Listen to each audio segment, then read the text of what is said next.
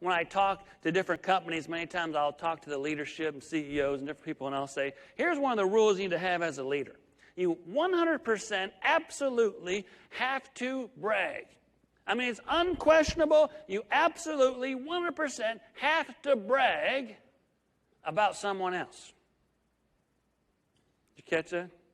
About someone else.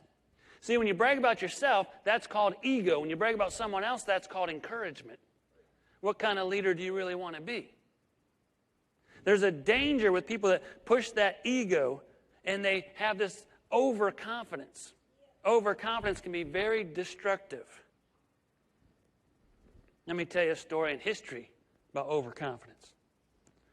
Christmas Day, 1776, George Washington and his sleep-deprived troops are going to cross the Delaware. They are hungry. They are tired. Many of them had their boots worn out. Now they're wearing rags on their feet. The problem is that when their feet are cracked open and bleeding, it made it easy for their enemy to track them in the snow.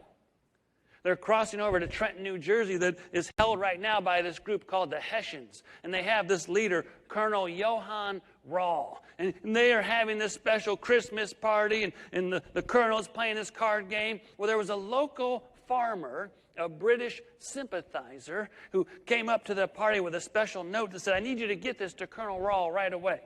Soldier took it to Colonel Rall, but he's very upset. He doesn't want to be interrupted at his own party, especially not in the middle of a card game. He grabs a note, puts it in his pocket. To him, it was inconceivable that Washington and his little band of troops would even dare think about attacking.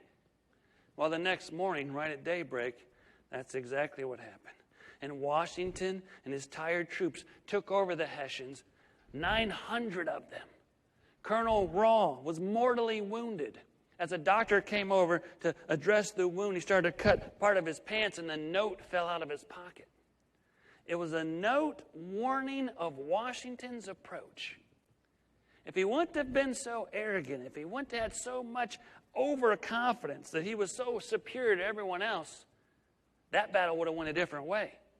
Washington would have been his prisoner, and maybe the things that we have now wouldn't have been the same. Overconfidence, very dangerous. See, you should be confident in your abilities, but humble in your attitude.